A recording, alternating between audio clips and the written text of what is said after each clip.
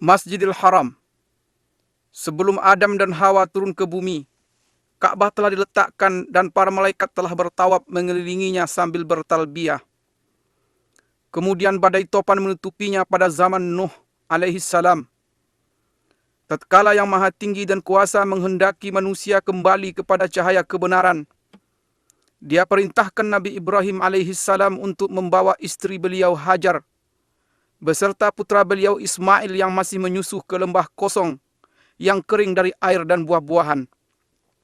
Di sana keduanya beliau tinggal pulang. Sesampai di jalan beliau berdoa kepada Allah, "Wahai Rabb kami, sesungguhnya aku telah menempatkan sebahagian keturunanku di lembah yang tidak mempunyai tanam-tanaman di dekat rumah Engkau, Baitullah, yang dihormati. ربنا إني أسكنت من ذريتي بواد غير ذي زرع عند بيتك المحرم ربنا ليقيموا الصلاة فاجعل أفئدة من الناس تهوي إليهم وارزقهم من الثمرات لعلهم يشكرون." Ya Rabb, kami yang demikian itu agar mereka mendirikan salat, maka jadikanlah hati sebagian manusia cenderung kepada mereka, dan beri rezekilah mereka dari buah-buahan, mudah-mudahan mereka bersyukur. Sebagai pengabulan doa Nabi Ibrahim, terpancarlah air Zam-Zam, mata air suci untuk Ismail dan ibunya Hajar. Tatkala kabilah-kabilah mengetahui hal ini, mereka segera datang ke tempat air dan kesucian.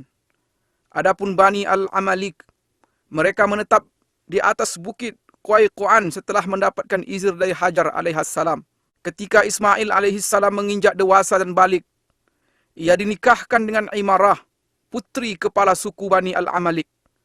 Di saat kabilah Jurhum datang, tinggallah mereka di celah Al-Wad.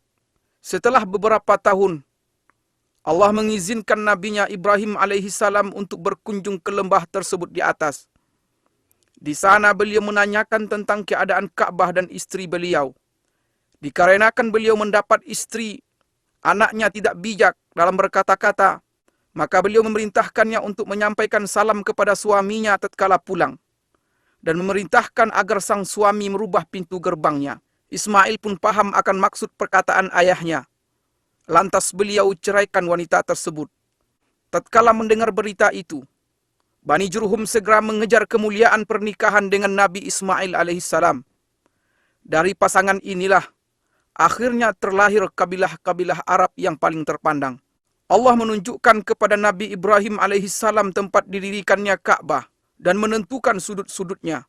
Allah Ta'ala berfirman yang artinya, وَإِذْ بَوَّأْنَا لِإِبْرَاهِيمَ مَكَانَ الْبَيْتِ أَلَّا تُشْرِكْ بِي شَيْئًا وَطَهِّرْ بَيْتِيَ لِلطَّائِفِينَ وَالْقَائِمِينَ وَالرُّكَّعِ السُّجُودِ. Dan ingatlah ketika kami memberikan tempat kepada Ibrahim di tempat Baitullah dengan mengatakan, "Janganlah kamu menyekutukan sesuatu pun dengan aku, dan sucikanlah rumahku ini bagi orang-orang yang tawaf, orang-orang yang beribadat, serta orang-orang yang rukuk dan sujud." Nabi Ibrahim dan Nabi Ismail alaihimassalam pun segera memperjelas batas-batas Ka'bah, mensucikan tempatnya dan mendirikan bangunan Ka'bah dari sudut Aswad ke rukun Syamali utara, di mana terletak Hajar Aswad sepanjang 32 hasta, dan dari rukun Yamani ke Hajar Aswad sepanjang 20 hasta dengan tinggi 7 hasta.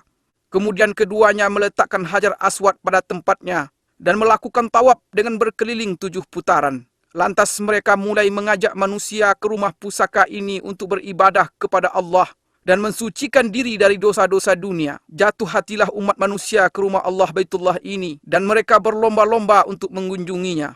Allah Ta'ala berfirman yang artinya, وَأَذِّن فِي النَّاسِ بِالْحَجِّ يَأْتُوكَ رِجَالًا وَعَلَى كُلِّ ضَامِرٍ يَأْتِينَ مِنْ كُلِّ فَجٍّ عَمِيقٍ. Dan berserulah kepada manusia untuk mengerjakan haji. Niscaya mereka akan datang kepadamu dengan berjalan kaki dan mengendarai unta yang kurus yang datang dari segenap penjuru yang jauh. Kemudian Nabi Ismail alaihissalam terus mengurusi Baitullah hingga beliau meninggal. Sepeninggal beliau, secara turun-menurun kabilah Jurhum mengurusinya. sampai banjir bandang menjebol bendungan Ma'arif di negeri Sabak pada abad ketiga Masehi, sehingga menghancurkannya dan memaksa kabilah Asad dan Khuza'ah untuk hijrah ke arah utara. Khuza'ah menetap di Mekah setelah mengalahkan Bani Jurhum dan mengusir mereka darinya.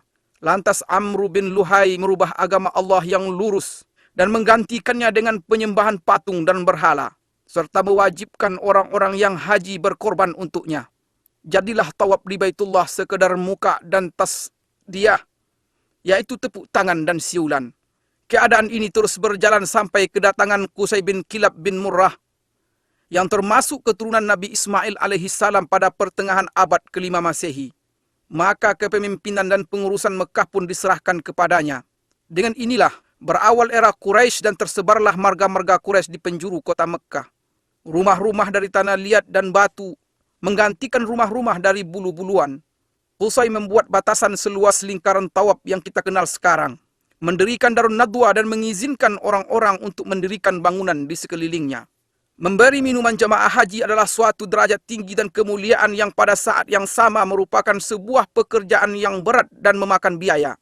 Karena sulitnya air di tanah Mekah, dan karena Zamzam belum lagi ditemukan setelah ditutup oleh Jurhum. Seiring dengan semakin banyaknya jemaah haji dan semakin bergairahnya roda perekonomian, masalah kurangnya air menjadi perhatian utama setiap orang yang memerintah Mekah setelah Qusay. Abdul Muttalib berpikir tentang sumur Zamzam yang banyak diriwayatkan dalam berbagai berita. Ia terus berusaha mencari tempatnya, sampai ia melihat dalam mimpinya orang yang memanggil, menunjukkan tempatnya dan memerintahkan penggaliannya. Maka Allah tunjukkan posisi sumur. Dan bersamaan dengan hal ini banyak kafilah haji dan dagang yang bersegera mendatanginya, sehingga Mekah pun menjadi Ummul Qura, artinya induk desa-desa, dan pusat perdagangan yang tak tertandingi. Mekah menjadi titik temu jalur perdagangan antara Yaman dan Habsyah, Ethiopia dan sekitarnya di sebelah selatan, Persia dan Romawi di sebelah utara, India di sebelah timur, Mesir dan Afrika di sebelah barat. Mekah seolah-olah bersiap diri untuk menyambut Nabi yang paling mulia dan misi terakhir para Nabi. Rasul pilihan sallallahu alaihi wasallam lahir pada tahun Gajah 571 Masehi. Beliau tumbuh dan besar di tanah Mekah di sekitar Baitullah. Masyarakat mengenal beliau dan beliau mengenal mereka. Mereka menaruh kepercayaan terhadap beliau dan berlomba-lomba untuk merebut hati, persahabatan dan kedekatan dengan beliau. Kemudian beliau menikahi Ummul Mukminin Khadijah radhiyallahu anha. Selang beberapa tahun, mulailah perjalanan risalah dan tauhid di depan Gua Hira. Lahirlah umat Islam dan turunlah wahyu. Dengan nama Allah yang Maha Pengasih lagi Maha Penyayang. Allah Ta'ala berfirman yang artinya, Iqra' bismi rabbikal ladzi khalaq, khalaqal insana min 'alaq, Iqra' wa rabbukal akram, alladzi 'allama bil qalam, 'allamal insana ma lam ya'lam. bacalah dengan menyebut nama Rabbmu yang menciptakan. Dia telah menciptakan manusia dari segumpal darah. Bacalah, dan Rabbmu lah yang paling pemurah, yang mengajar manusia dengan perantaraan pena. Dia mengajarkan kepada manusia apa yang tidak diketahuinya. Mulailah cahaya dakwah di Mekah memenuhi relung hati bangsa Arab selama 13 tahun. Dan meluncurlah anak panah kedengkian pada Rasulullah SAW. Dakwah beliau dan para sahabat beliau, yang terkadang berwujud rayuan dan ada kalanya berbentuk ancaman, penyiksaan, embargo dan intimidasi. Allah pun mengizinkan Nabi SAW untuk berhijrah. Orang-orang musyrik bertekad untuk membunuh beliau. Mereka berkumpul di sekitar Baitullah pada malam hijrah. Mereka membuat tipu daya. Namun Allah juga membuat tipu daya, dan Allah adalah sebaik-baik yang bertipu daya. Allah Subhanahu wa Ta'ala berfirman yang artinya, وَجَعَلْنَا مِنْ بَيْنِ أَيْدِيهِمْ سَدًّا وَمِنْ خَلْفِهِمْ سَدًّا فَأَغْشَيْنَاهُمْ فَهُمْ لَا يُبْصِرُونَ. dan kami adakan di hadapan mereka dinding, dan di belakang mereka dinding, dan kami tutup mata mereka sehingga mereka tidak dapat melihat. Keluarlah Rasulullah SAW dari Mekah dengan ditemani Abu Bakar As-Siddiq radhiyallahu anhu menuju Yasrib dengan selamat. Meskipun jalan ke Yasrib adalah arah utara, mereka mengambil jalan ke arah selatan Mekah. Di perjalanan, Rasulullah sallallahu alaihi wasallam menoleh ke negeri tempat beliau menghabiskan masa kecil dan awal dakwah beliau sebagai perpisahan dari seorang yang sangat mencintai Baitullah Al-Haram. Kemudian keduanya berjalan bersama sejauh 10 km hingga sampai di Gunung Sur. Lantas naik sampai di Gua Sur untuk istirahat dan bersembunyi. Abu Bakar radhiyallahu anhu sangat mengkhawatirkan nyawa Nabi Muhammad sallallahu alaihi wasallam. Di lain pihak beliau sallallahu alaihi wasallam tidak terbebani dengan hal ini. Beliau berkata, "Wahai Abu Bakar, apa pendapatmu tentang dua orang yang Allah menjadi yang ketiga bagi keduanya?" Allah Ta'ala berfirman yang artinya, إلا تنصروه فقد نصره الله إذ أخرجه الذين كفروا ثاني اثنين إذ هما في الغار إذ يقول لصاحبه لا تحزن إن الله معنا.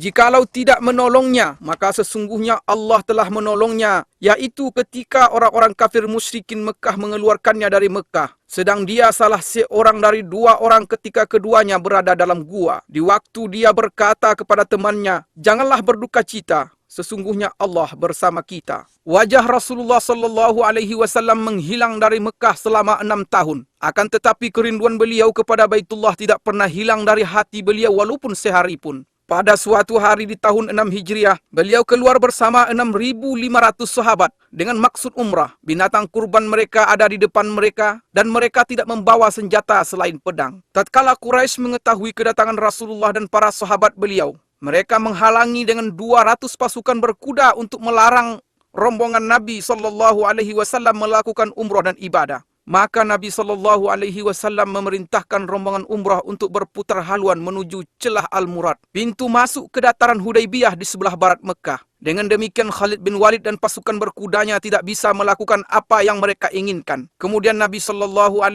mengirimkan utusan kepada Quraisy untuk meminta agar diizinkan umrah. Utusan ini kembali dengan terlambat dan diisukan bahwa mereka telah dibunuh agar tersebar desas-desus dan kekacauan. Maka di bawah pohon Ar-Ridwan di Hudaybiyah, penyeru kaum muslimin menyerukan kepada baiat Rasulullah SAW untuk memerangi Quraisy. Kala itu, gentarlah Quraisy dan mereka mengumumkan keinginan mereka untuk berdamai dengan kaum muslimin dengan syarat-syarat yang diterima oleh Rasulullah SAW. Akhirnya kaum muslimin pulang dengan perjanjian Hudaybiyah untuk melakukan umrah pada tahun yang akan datang. Pada tahun ke-8 Hijriah, Quraisy melanggar perjanjian. Maka Rasulullah SAW memerintahkan umat Islam untuk berangkat ke Mekah dalam 4 pasukan. 1 pasukan pembuka, 1 pasukan berputar dari arah bawah Mekah di sekitar Jabal Umar. Pasukan ketiga masuk dari arah barat melalui puncak Bukit Uaikan. Dan yang keempat berjalan sejajar dengan Jabal Hindi. Rasulullah SAW memerintahkan pemasangan bendera perang di perbatasan arah depan Masjidil Haram. Akan tetapi penaklukan Mekah berakhir tanpa perang dan Mekah pun kembali aman. Kembalilah para ahli ibadah melakukan rutinitasnya di Baitullah dan kembalilah generasi tauhid di Mekah. Patung dan berhala kesyirikan tumbang di segenap penjuru Mekah. Mulai saat itu Mekah masih terus merasakan nikmat bendera tauhid La ilaha illallah Muhammad Rasulullah. Kemudian dilakukan lagi pembatasan tanah haram Mekah sebagaimana telah dilakukan oleh Nabi Ibrahim alaihissalam atas petunjuk Jibril alaihissalam. Sampai saat ini batas-batas ini masih jelas ditandai dengan tanda yang tidak boleh dimasuki oleh selain Muslim. Batas-batas ini adalah 1. Tan'im yang terletak 6 km dari utara Mekah. Kedua, Wadi Nakhlah yang terletak di sebelah timur laut Mekah sejauh 14 km. Ketiga, Adha, letaknya 12 km dari arah selatan Mekah. Keempat, Sumaisi yang merupakan batas tanah haram di sebelah barat dan terpisah dari Mekah sejauh 15 km. Di dalam Al-Quranul Karim, Mekah Al-Mukarramah disebut di beberapa ayat dengan nama yang berbeda-beda. Di antara nama-nama ini adalah 1. Al-Baladul Haram, artinya tanah haram. Allah Subhanahu wa Ta'ala berfirman yang artinya, "Aku hanya diperintahkan untuk menyembah Rabb negeri ini, yang telah menjadikannya haram dan kepunyaannya lah segala sesuatu." Kedua, Ummul Qura, artinya induk desa-desa. Allah Subhanahu wa taala berfirman yang artinya, dan ini Al-Qur'an adalah kitab yang telah kami turunkan yang diberkahi, membenarkan kitab-kitab yang diturunkan sebelumnya, dan agar kamu memberi peringatan kepada penduduk Ummul Qura. Yang ketiga, Al-Baladul Amin, artinya kota yang aman. Allah Subhanahu wa taala berfirman yang artinya, demi buah tin dan buah zaitun, dan demi bukit Sinai, dan demi bukit Sinai, dan demi kota Mekah ini yang aman. Yang keempat, Ma'ad, artinya tempat kembali. Allah Subhanahu wa taala berfirman yang artinya, sesungguhnya yang mewajibkan atasmu melaksanakan hukum-hukum Al-Qur'an benar-benar akan mengembalikan kamu ke tempat kembali. Yang kelima, Mekah. Allah Subhanahu wa taala berfirman yang artinya, dan dialah yang menahan tangan mereka dari membinasakan kamu dan menahan tangan kamu dari membinasakan mereka di tengah kota Mekah. Yang keenam, Bakkah. Allah Subhanahu wa taala berfirman yang artinya, sesungguhnya rumah yang mula-mula dibangun untuk tempat beribadah manusia ialah Baitullah yang di Bakkah, yang diberkahi dan menjadi petunjuk bagi semua manusia. Mekah pada awal era Saudi adalah percontohan untuk seni penataan kota di mana gang-gangnya yang sempit bertemu di Masjidil Haram, yang merupakan jantung dan ruhnya. Orang yang memperhatikan bisa dengan mudah menemukan pengaruh faktor cuaca terhadap penampilan Mekah Al-Mukarramah, dan bentuknya yang sesuai dengan bentuk lembah serta lereng gunung yang berdiri di atasnya, yang merupakan perpanjangan dari lembah Ibrahim, Tua, Fatah, dan bagian atas dari Wadi Muhassir. Kemudian, hubungan langsung antara cuaca dan arsitektur bangunan di Mekah tampak dengan jelas. Udara Mekah panas dan kering di sebagian besar musim. Derajat panasnya berkisar antara 30 hingga 45 derajat. Karenanya, jalan-jalan dibuat sempit meskipun gedung-gedungnya menjulang tinggi, agar orang-orang bisa berlindung di balik bayang-bayangnya sepanjang hari. Perluasan pertama Masjidil Haram dilakukan oleh Khalifah Umar bin Khattab pada tahun 17 Hijriah. Selanjutnya Utsman bin Affan pada tahun 18 Hijriah. Kemudian berturut-turut berbagai perluasan dan renovasi pada zaman yang berbeda-beda oleh Banu Umayyah, Bani Abbasiyah, Turki Utsmani, dan dinasti Saudi. Perluasan Saudi yang diumumkan oleh Raja Abdul Aziz Al Saud pada tahun 1368 Hijriah adalah peristiwa terpenting selama ini, karena berlangsung selama 20 tahun dan luas Masjidil Haram bertambah menjadi 160.000 meter persegi setelah sebelumnya tidak melebihi 19.000 meter persegi. Masjid terdiri dari 2 lantai yang dilapisi marmer luar dalam. Semua bagian perluasan Turki Utsmani yang lama direnovasi dan disatukan dengan perluasan yang baru. Lingkaran tawaf diperluas sebesar 300% dari luasnya yang lama, dan dilapisi dengan marmer putih yang tidak menyerap panas. Pintu-pintu masuk sumur Zam-Zam dipindahkan, dan pintu Ka'bah yang mulia diganti dengan pintu berlapiskan emas murni yang beratnya mencapai 286 kg. Perluasan juga mencakup Mas'a di antara Safa dan Marwah yang dibangun 2 tingkat. Pelayan 2 tanah haram Raja Fahad bin Abdul Aziz menambahkan beberapa tambahan penting dalam perluasan ini, yang mencakup pembangunan 6 jembatan di Mas'a dan sejumlah tangga listrik bergerak yang digunakan untuk naik ke tingkat atas. Juga perbaikan bagian atas masjid agar bisa digunakan untuk sholat dalam keadaan darurat. Pada masa ini, di mana jumlah umat Islam mencapai 1 miliar jiwa dan transportasi begitu mudah bagi jutaan di antara mereka, perluasan Masjidil Haram dan Masjid Nabawi memiliki arti penting yang tidak ada tandingannya sepanjang sejarah. Perluasan yang dilakukan pelayan 2 tanah haram Raja Fahad bin Abdul Aziz adalah jawaban langsung dalam menyambut jumlah jamaah haji yang terus bertambah.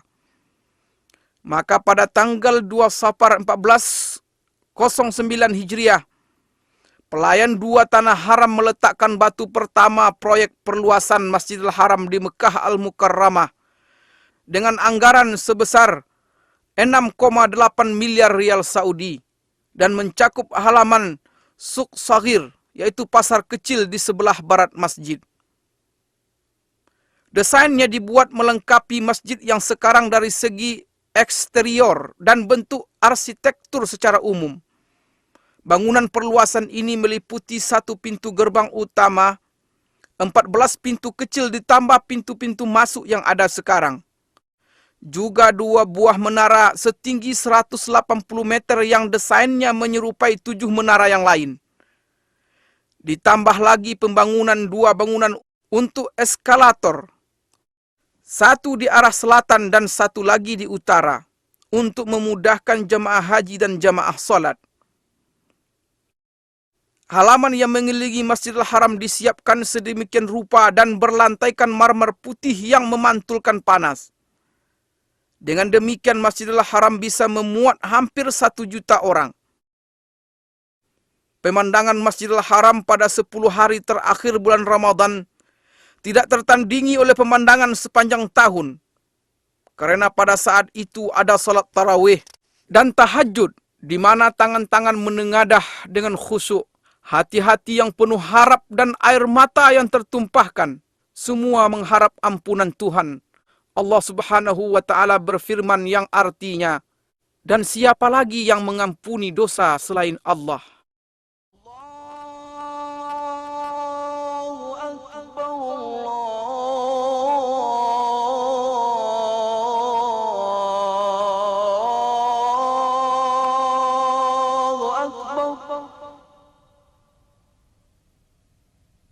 أشهد أن لا إله إلا الله.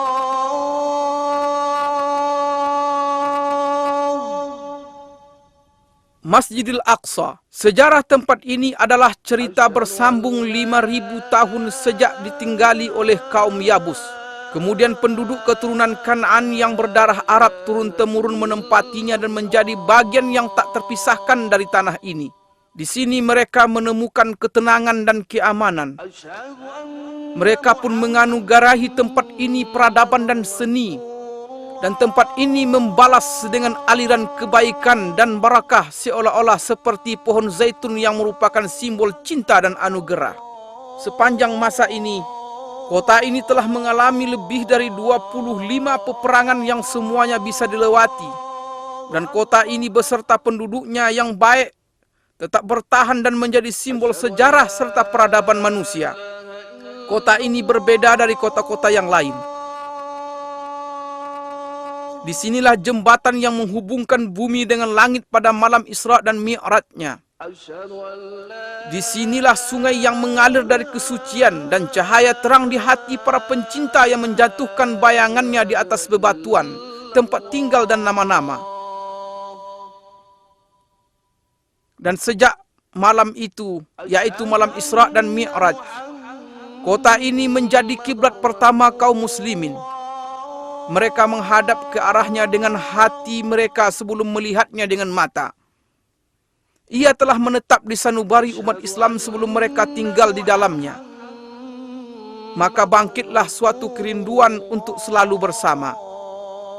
Di sini dan dari Gunung Al-Mukabbir di tahun 636 Masehi, Khalifah Umar bin Khattab melontarkan takbir bersejarahnya, di mana terlihat oleh beliau bahwa kunci kota suci ini diserahkan dan manusia seluruhnya menerima isi surat perjanjian Umar. Sejarah masih terus teruji dengan panasnya rangkaian peristiwa, dan kota suci ini pada masa Islam mengalami puncak kemajuannya dalam peradaban dan peran kemanusiaan. Bagaimana tidak? Sedangkan penakluknya yang pertama, Nabi Muhammad SAW bersabda, "Satu golongan dari umatku akan terus berada di atas kebenaran. Mereka menang dan unggul atas musuh-musuh mereka. Orang yang menyelisihi mereka tidak membahayakan mereka. Tidak pula kesusahan menimpa mereka sampai datang kepada mereka perkara Allah," artinya kematian. Sedangkan mereka dalam keadaan seperti itu. Para sahabat bertanya, "Di manakah mereka wahai Rasulullah?" Beliau menjawab, "Di Baitul Maqdis dan sekitarnya."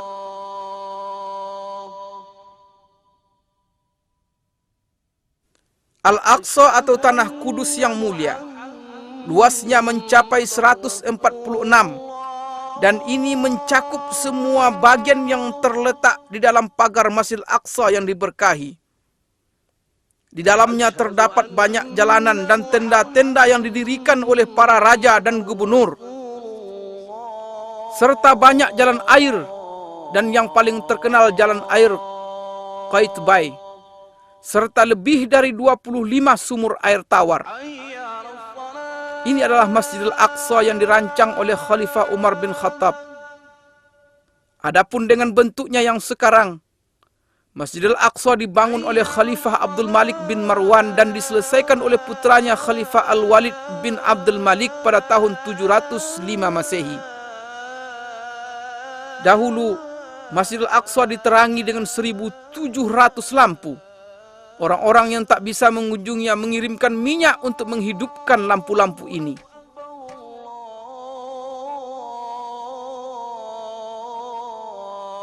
Di tempat ini terdapat kubah-kubah indah yang mendunia, yaitu Masjid Qubbatus Sakhra yang disepakati oleh semua ahli sejarah sebagai bangunan paling indah di atas muka bumi. Pembangunannya diawasi oleh dua insinyur Palestina, Raja bin Haya dari Baisan dan Yazid bin Salam dari Al-Qudus, Yerusalem pada tahun 691 Masehi di masa pemerintahan Khalifah Abdul Malik bin Marwan. Dan tangan-tangan terampil telah mengukir surat Yasin yang merupakan jantung Al-Quran di jantung Palestina yang terus berdetak dengan tauhid sepanjang zaman.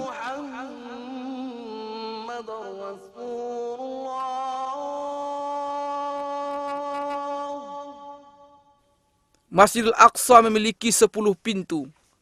Dan kota Al-Qudus yang sekarang disebut dengan Al-Baldah Al-Qadimah, artinya kota lama, memiliki 7 pintu. Ini di luar beberapa pintu masjid dan pintu kota yang ditutup. Pagar kota Al-Qudus yang bersejarah telah dicoba diruntuhkan lebih dari 17 kali, namun selalu bisa segera tegak kembali. Renovasi terakhir dilakukan pada masa Sultan Sulaiman Al-Qanuni di tahun 1536 Masehi. Al-Qudus dikelilingi oleh 4 menara tinggi dan 34 menara biasa. Di sini, di setiap jengkal dan pojok terdapat barakah, ketinggian dan keindahan menara-menara yang ramah dengan panggilan langit. Kubah-kubah yang tersohor di jalan-jalan ketinggian. Mihrab-mihrab yang salat di dalamnya tidak menunjukkan selain kesucian. Dan tempat-tempat duduk yang mengingatkan kepada orang-orang berbudi. Pada tanggal 30 Juli 1980 Masehi, Perdana Menteri Israel dengan kesepakatan partainya mengeluarkan keputusan menjadikan Al-Qudus sebagai ibu kota Israel untuk selamanya. سندافع عن المدينة الثالثة في الإسلام بكل ما تستطيع ولن تبخل عليها بدم. Kita akan pertahankan kota ketiga Islam ini dengan segala kemampuan dan tidak akan keberatan untuk menumpahkan darah karenanya. Di saat umat Islam kehilangan ingatan, saat itulah Al-Qudus akan hilang. Dahulu selama 100 tahun Masjidil Aqsa dirubah menjadi perkantoran. Masjid Qubbatus Sakhra dirubah menjadi gereja. Musalla Al-Marwani menjadi kandang kuda. Suara azan tak terdengar lagi. Hingga Allah berkehendak menyiapkan orang yang mengeluarkan kota yang berharga ini dari kotoran, kelaliman dan penjajahan. Datanglah Salahuddin Al-Ayyubi memasuki Al-Qudus setelah perang Hittin pada tahun 1187 Masehi dengan mengangkat bendera tauhid untuk bersujud dan bersujud bersamanya pasukan penakluk yang berjaya mengalahkan berbagai rintangan yang telah menghalangi junjungan kita Nabi Muhammad SAW dan kejayaan beliau.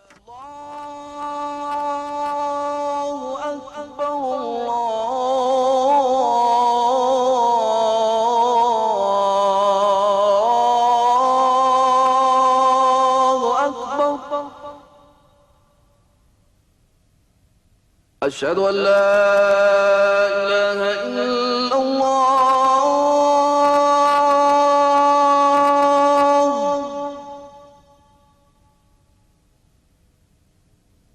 أشهد أن لا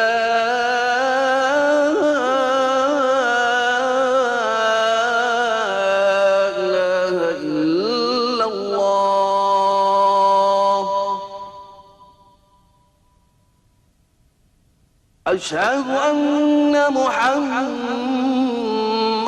رسول الله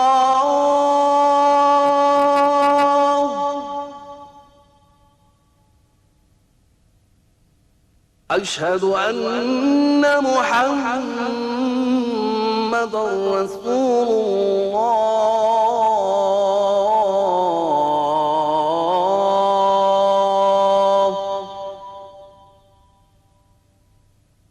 حي على الصلاة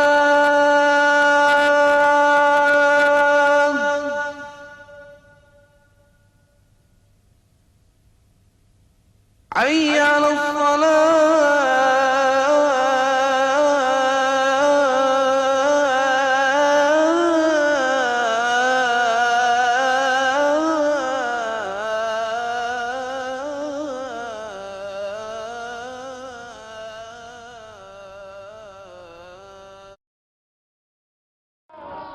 Kota Madinah di antara sejarah dan kemajuan.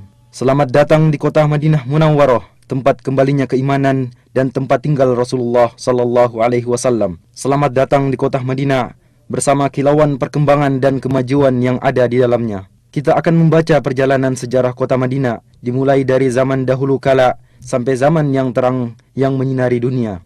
Nun jauh di sana, di masa generasi keempat dari keturunan Rasulullah Nuh alaihi salam, sebuah gerombolan dari negeri Babil keluar untuk mencari tempat pemukiman baru, yang pada akhirnya mereka mendapatkan sebuah lahan subur yang terlindung oleh gunung-gunung dan bebatuan gunung berapi yang ada di sekitarnya. Kemudian mereka menetap di tempat itu. Kemudian mereka membangun sebuah perkampungan kecil yang dinamakan dengan nama pemimpin mereka, Yathrib. Maka berkembanglah Yathrib.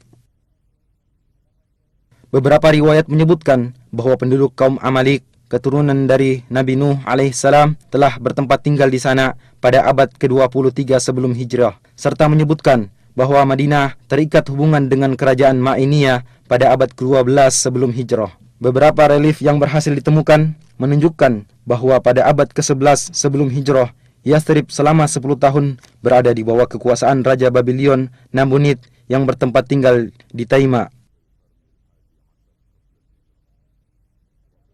Dan pada abad ke-5 sebelum hijrah, kaum Yahudi yang telah diporak-porandakan oleh Romawi berdatangan ke sana.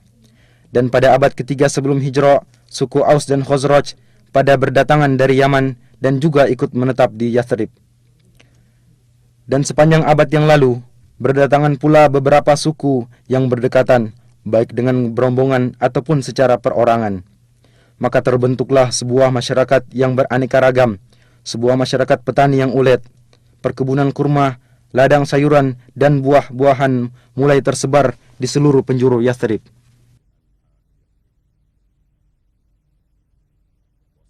Sehingga kafilah-kafilah dagang yang berpindah-pindah antara negeri Syam dan Yaman singgah di sana untuk membekali diri dengan airnya yang jernih dan kurmanya yang istimewa, serta untuk melakukan tukar-menukar barang dagangan dengan penduduknya. Dan pada tahun 120 sebelum hijrah terjadi sebuah peperangan antara suku Aus dan Khazraj yang semua itu tidak lepas dari muslihat dan tipu daya kaum Yahudi.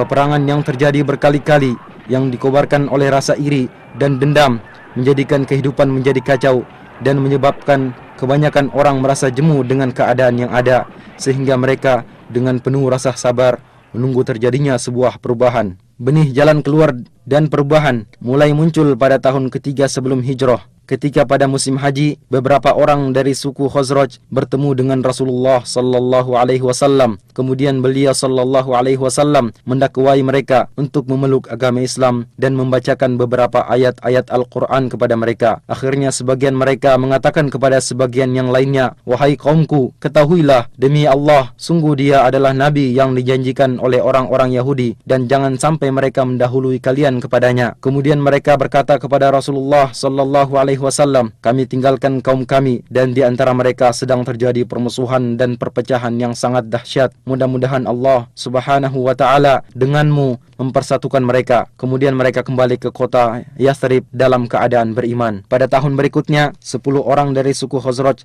dan 2 orang dari suku Aus berjumpa dengan Rasulullah sallallahu alaihi wasallam. Kemudian mereka menyatakan keislaman dan membaiat Rasulullah baiat Aqabah pertama. Rasulullah sallallahu alaihi wasallam mengutus Mus'ab ibnu Umair bersama mereka untuk mendakwai penduduk Yathrib, baik di rumah-rumah mereka atau di perkebunan untuk memeluk agama Islam. Dan akhirnya berkat usahanya sebagian mereka mendapatkan hidayah, di antaranya sebagian pemimpin suku Aus dan Khazraj. Pada musim haji berikutnya 70 orang berangkat menemui Rasulullah sallallahu alaihi wasallam untuk membayat beliau pada baiat Aqabah kedua. Mereka mengajak Rasulullah sallallahu alaihi wasallam dan para sahabatnya untuk berhijrah dari Mekkah ke Madinah untuk bersama-sama membangun masyarakat Islam pertama.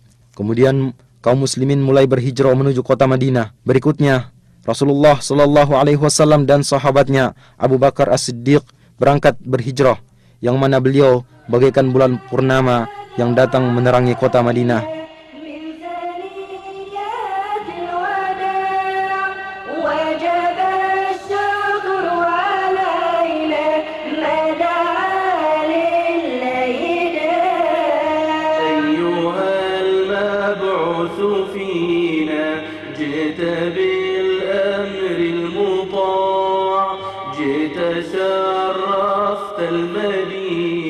Dan mulailah perubahan besar dalam sejarah. Segala sesuatu berubah. Namanya berubah dari Yathrib menjadi Madinah. Di samping itu, dia juga masih memiliki nama-nama lain yang menunjukkan akan kedudukannya yang agung, seperti Thayyibah, Tobah, dan Ad-Dar. Keyakinan manusia berubah dari pengagungan terhadap berhala menjadi Islam. Masjid Nabawi menjadi pusat bimbingan dan pemerintahan. Pasukan-pasukan perang dikirim untuk memberantas kesyirikan dan menegakkan kalimat tauhid.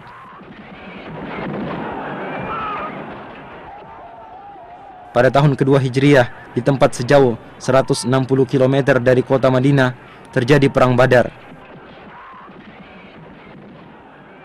Kaum musyrikin berhasil dikalahkan, bahkan pembesar dan pemimpin mereka terbunuh, sehingga menimbulkan niat dari mereka untuk membalas dendam. Dan pada bulan Syawal tahun ketiga Hijriah, mereka menuju ke kota Madinah. Kedua belah pihak bertempur di bawah gunung Uhud. Kaum muslimin berperang dengan gagah berani. 70 orang dari mereka gugur syahid, di antaranya Hamzah paman Rasulullah sallallahu alaihi wasallam. Dan akhirnya kaum musyrikin mundur dan kembali ke kota Mekkah. Dan pengiriman pasukan dan peperangan yang terus-menerus menyebabkan kaum musyrikin tersakiti, sehingga suku Quraisy bersekutu dengan suku musyrikin lainnya. Dan pada tahun kelima Hijriah, mereka kembali berangkat menuju ke kota Madinah dengan harapan mampu menghancurkan masyarakat Islam.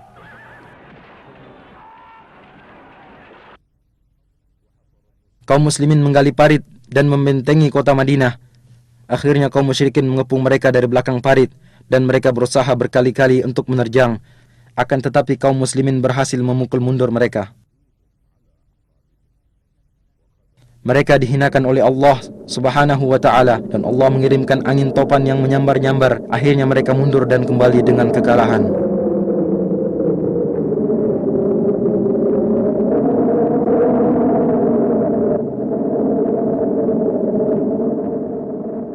Sepanjang masa Nabi sallallahu alaihi wasallam, kemudian zaman Khulafaur Rasyidin, Madinah merupakan ibu kota negara Islam yang luas. Kaum muslimin datang berduyun-duyun ke kota Madinah untuk bertemu dengan Rasulullah sallallahu alaihi wasallam dan para Khulafaur Rasyidin setelah beliau, serta menunaikan solat di Masjid Nabawi.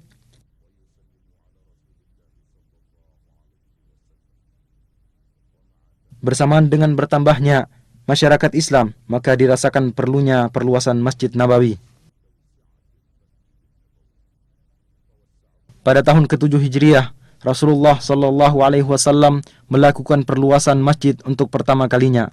Kemudian pada tahun ke-17 Hijriah, Khalifah Umar ibn Khattab melakukan perluasan dengan merenovasi bangunan seperti bentuknya semula.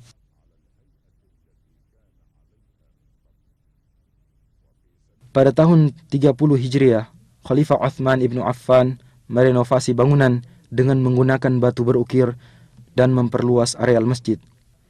Dan di Masjid Nabawi diatur pasukan-pasukan untuk berdakwah dan membuka wilayah. Maka agama Allah menyebar di segenap penjuru Jazirah Arab dan di Syam, Irak, Mesir, serta bagian utara benua Afrika.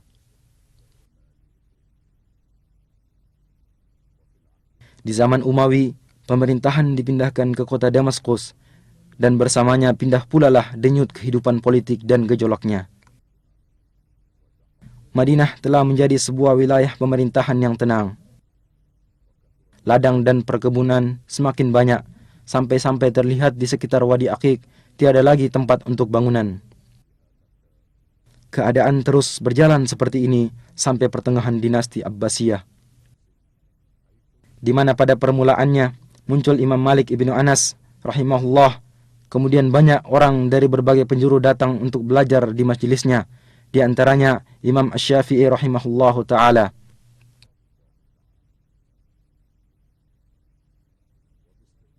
Dengan pengecualian fitnah dan gejolak yang terjadi pada abad pertama dan kedua, Madinah adalah sebuah kota yang tentram dan penuh dengan nuansa ilmu. Kaum muslimin berbondong-bondong datang ke kota Madinah untuk menunaikan solat di Masjid Nabawi.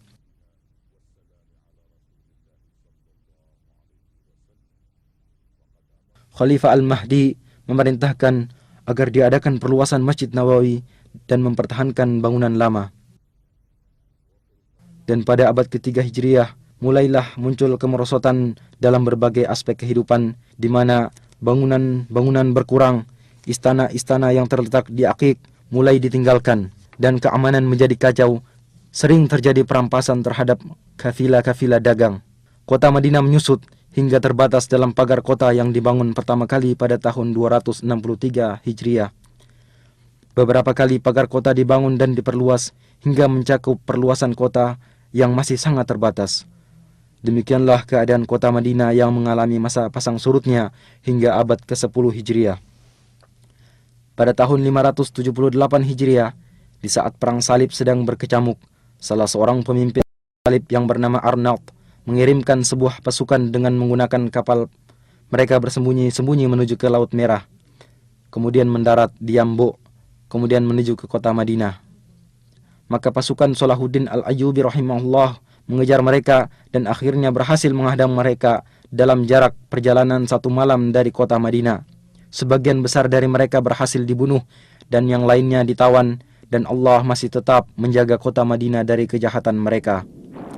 Pada tanggal 5 Rajab tahun 654 Hijriah, sebuah gunung besar yang terletak di sebelah timur kota Madinah meletus dan mengalirkan sebuah sungai lahar ke arah barat menuju ke kota Madinah. Lalu dengan takdir Allah Ta'ala menyimpang ke arah utara. Gunung tersebut terus memuntahkan laharnya sekitar 3 bulan lamanya. Pada tahun 886 Hijriah, kobaran api yang disebabkan oleh sambaran petir melahap bangunan Masjid Nabawi dan menghancurkan sebagian besar dari bangunan masjid, akan tetapi kamar Nabi selamat dari lalapan api. Kemudian atas dana dari Sultan Qutbai, bangunan Masjid Nabawi dikembalikan lagi. Sebagaimana juga dibangun beberapa sekolahan dan tempat-tempat belajar mengaji yang mengumpulkan ulama, para penuntut ilmu, dan orang-orang yang tinggal berdekatan. Pada abad ke-10 Hijriah, kota Madinah mulai dikuasai oleh dinasti Utsmani yang berlangsung selama 4 abad, yang di sela-selanya kota Madinah menyaksikan berbagai kejadian yang bermacam-macam, di antaranya yang paling besar, pembaharuan pagar kota dan dibangunnya sebuah benteng yang kokoh lagi luas, dan ditugaskannya beberapa satuan pasukan guna menjaga keamanan. Dan sungguh penduduk Madinah telah mendapatkan manfaat dari hal tersebut. Keamanan terjaga, perampokan kafilah dagang menjadi berkurang. Kemudian mulailah kepemimpinan melemah dan terjadi perebutan kekuasaan antara panglima pemerintahan. Akibatnya keamanan menjadi kacau, perampokan kafilah-kafilah dagang kembali terjadi, bahkan sampai terjadi di perbatasan kota Madinah. Di dalam kota Madinah sendiri terjadi kekacauan dan perpecahan, walau akhirnya berhasil diselesaikan. Pada tahun 1220 Hijriah, penduduk Madinah memberikan baiatnya kepada para da'i-da'i pembawa perbaikan dan bergabung dengan kerajaan Saudi pertama, dan selama 6 tahun mereka hidup penuh dengan rasa aman dan tentram. Kemudian Tulun Basha bin Muhammad Ali Basha berhasil merebut kota Madinah, yang kemudian mengembalikannya lagi kepada kerajaan Utsmaniyah. Lalu pada tahun 1265 Hijriah dimulailah pembaharuan dan perluasan bangunan Masjid Nabawi yang menelan waktu 12 tahun, dan akhirnya muncullah sebuah bangunan baru yang indah dan unik.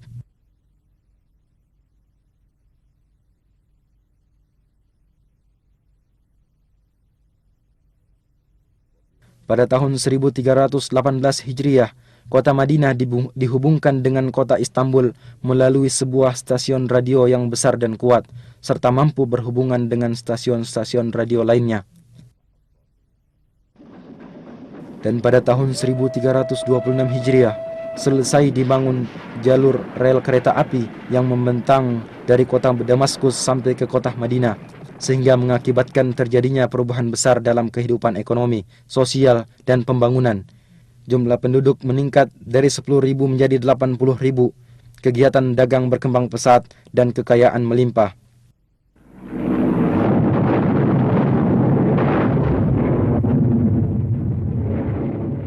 Akan tetapi pada tahun 1334 Hijriah, mulailah saat-saat yang berat dan keras dari perjalanan kota Madinah Munawwarah, dikarenakan mulainya Perang Dunia Pertama.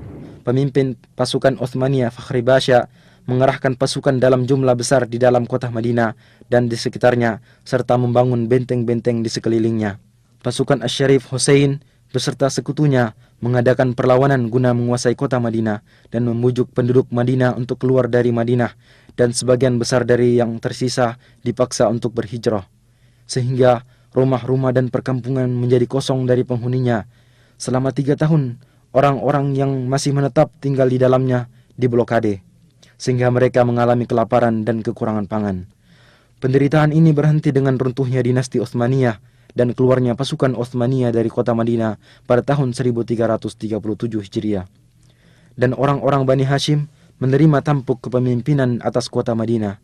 Maka selang beberapa waktu, kota Madinah kembali memulai sebagian gerak kehidupannya. Madinah menjadi sebuah negeri yang kecil, penduduknya tidak lebih dari 15.000 jiwa. Kemudian muncul kembali kekacauan dan perpecahan, serta kepemimpinan mulai melemah, terutama setelah terjadi bentrokan antara orang-orang Bani Hashim dengan pasukan kerajaan Saudi di tempat yang jaraknya tidak seberapa jauh dari kota Madinah. Jalan satu-satunya untuk keluar dari penderitaan adalah jalan At-Tauhid, jalan yang dipimpin oleh Raja Abdul Aziz Ibnu Abdurrahman Ali Saud, serta menyatukan kekuatan negeri yang terpisah-pisah di bawah sebuah kerajaan yang besar dan kuat. Dan pada tanggal 19 bulan Jumadil Ula tahun 1344 Hijriah, utusan dari kota Madinah mengumandangkan baiat kepada Raja Abdul Aziz. Maka ini adalah titik awal dari perjalanan baru dan kejayaan dari sejarah kota Al-Madinah Al-Munawwarah zaman sekarang, masa-masa tentram, kemajuan serta keberhasilan. Pada tanggal 23 bulan Rabiul Awal tahun 1345 Hijriah, Raja Abdul Aziz berkunjung ke Madinah dan bertatap muka dengan penduduk dan utusan-utusan dari kabilah-kabilah yang berdekatan. Dan pada tahun 1370 Hijriah, Raja Abdul Aziz memerintahkan untuk diadakan perluasan Saudi pertama. Maka dibelilah tanah-tanah di sekitar masjid dan serambi bagian utara dihancurkan. Kemudian dibangun kembali dan masjid diperluas lebih dari 6.000 meter persegi.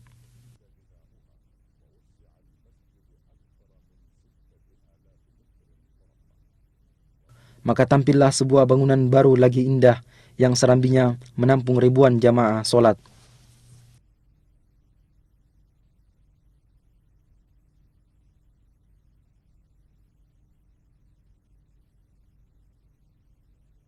Pembangunan mencakup areal yang luas, sehingga luas kota Madinah menjadi berlipat ganda. Tempat-tempat pendidikan pada berbagai jenjang bertambah jumlahnya. Dan pada tahun 1381 Hijriah, dibukalah Universitas Islam Madinah dan mulai menerima anak-anak berbagai negeri Islam dalam jumlah yang cukup banyak guna belajar ilmu-ilmu Islam dan bahasa Arab di sana. Sebagaimana dibukanya cabang-cabang dan fakultas-fakultas di bawah Universitas Raja Abdul Aziz dan Universitas Islam Raja Muhammad Ibnu Saud. Dan di Madinah diterbitkan sebuah majalah untuk pengetahuan umum yang bernama Al-Manhal. Kemudian diikuti oleh harian Al-Madinah Al-Munawwarah dan gerakan menuju pengetahuan umum berkembang pesat. Pada 10 tahun pertama dari abad ke-15 Hijriah, Madinah mengalami perubahan kemajuan yang sangat besar pada segala aspek. Khadimul Haramain Asy-Syarifain Raja Fahd memerintahkan untuk dibentuk sebuah tim khusus yang terdiri dari beberapa menteri guna pembangunan dan pengembangan kota Madinah. Maka pada saat-saat itulah pembangunan mengalami loncatan pesat dan dimulailah proyek-proyek besar, dan di antara yang paling penting, proyek perluasan Masjid Nabawi dan proyek pengembangan pusat perkotaan.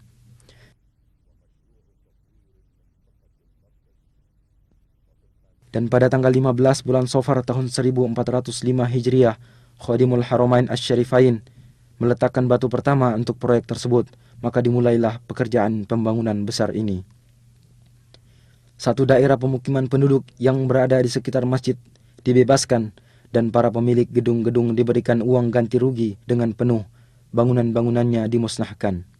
Lalu mulailah penggalian pondasi yang dalam dan pemancangan tiang-tiang besar, yang akhirnya sedikit demi sedikit pembangunan masjid ini dapat diselesaikan. Selama 9 tahun, pekerjaan berjalan siang dan malam, tanpa harus mengganggu pelaksanaan ibadah solat di Masjid Nabawi tersebut. Dan bimbingan serta pengawasan dari Pangeran Abdul Majid Ibnu Abdul Aziz, Gubernur Madinah, memiliki peranan besar dalam pelaksanaan proyek ini secara mendetail. Akhirnya pembangunan selesai dan diresmikan oleh Khadimul Haramain Raja Fahad Ibnu Abdul Aziz pada tahun 1414 Hijriah.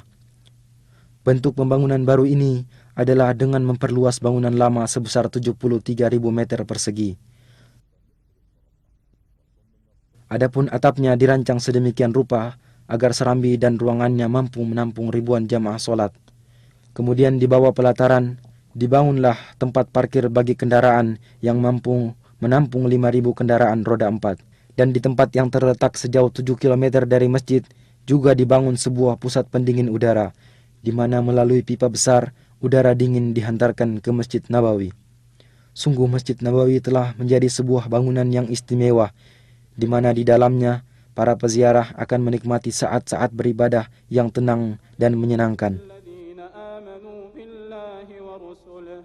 ذلك فضل الله يؤتيه من يشاء والله ذو الفضل العظيم. Sebuah proyek besar lain, yaitu proyek pengembangan pusat kota, mengiringi perluasan Masjid Nabawi ini. Proyek ini dirancang dengan cermat dan terpadu, dan luasnya mencakup 2,5 juta meter persegi, separuhnya untuk bangunan dan separuh lainnya untuk pertamanan, jalan, trotoar, kuburan baki, dan tempat-tempat pelayanan. Dan dengan cepat telah bermunculan pula komplek-komplek besar untuk perumahan dan pertokoan yang masing-masing bangunan terdiri dari ratusan apartemen dan kamar penginapan serta ratusan pertokoan yang dibangun dengan desain terbaru. Demikianlah seakan-akan sebuah kota yang dibangun dengan rancangan arsitek dan peralatan modern mengitari Masjid Nabawi. Setiap orang akan merasakan kehidupan yang menyenangkan dan pelayanan yang lengkap.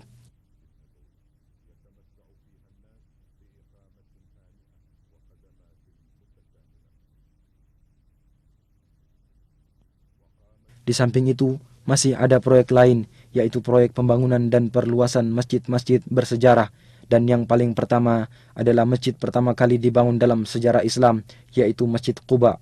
Maka Masjid Quba dihancurkan, kemudian dibangun bangunan Masjid Quba yang baru dengan tetap mempertahankan arsitekturnya yang asli. Luasnya ditambah dengan luas halaman luar mencapai 13.500 meter persegi. Daerah sekitarnya diatur sedemikian rupa, sehingga dalam bentuknya yang baru, Masjid Quba menampakkan ciri khasnya tersendiri.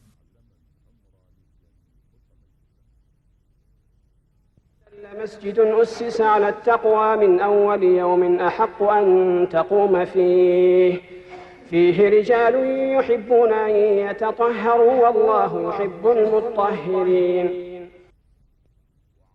Dan di pintu gerbang masuk kota Madinah, tepatnya di daerah Dzul Khulaifah, terletak sebuah masjid kecil tua dan bersejarah, yaitu Masjid Miqat, tempat orang yang hendak haji atau umroh berihram. Khadimul Haramain Asy-Syarifain memerintahkan agar masjid tersebut diperbaharui dan diperluas. Maka dibangunlah masjid tersebut agar menjadi tempat ibadah sekaligus terminal yang lengkap bagi orang-orang yang hendak bepergian keluar kota Madinah. Luasnya mencapai 90.000 meter persegi, mencakup sebuah masjid yang mampu menampung 5.000 jamaah solat serta tempat-tempat pelayanan ihram.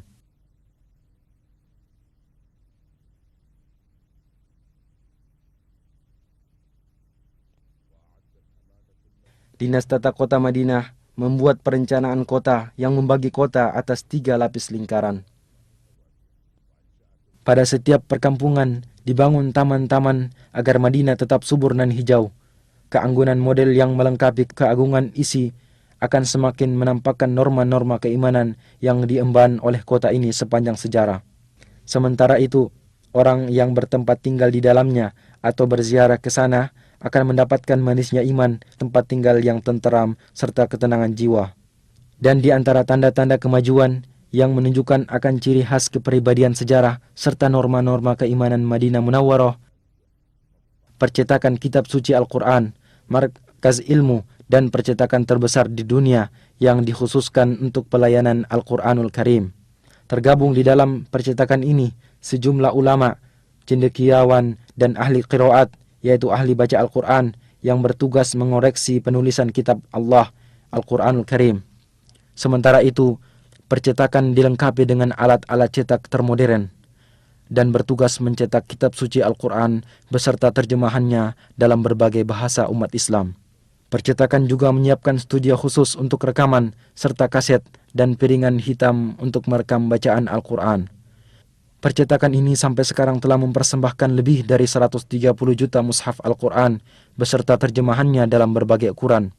Sebagaimana telah mempersembahkan berjuta-juta kaset rekaman bacaan Al-Quran yang berbeda-beda serta membagikannya ke segala penjuru dunia dalam rangka mengemban misi pertama Islam yang dibawa oleh Al-Madinah Al-Munawwarah pada zaman Nabi, serta agar mengingatkan kita akan tugas agung yang diemban oleh sahabat di zaman Abu Bakar As-Siddiq, kemudian Uthman ibn Affan radhiyallahu anhuma, yaitu pengumpulan Al-Quran Karim serta penyatuan naskah dan penulisannya serta membagikannya kepada masyarakat Islam waktu itu.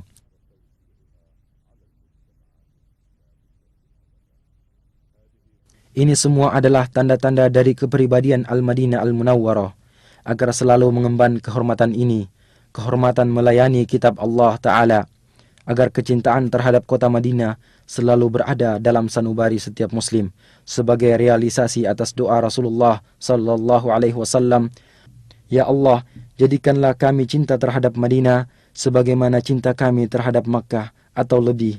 Ya Allah, berikanlah keberkahan pada kota Madinah kami, dan semoga Allah selalu melimpahkan salawat dan salamnya atas Nabi Muhammad, keluarga, dan sahabat-sahabatnya."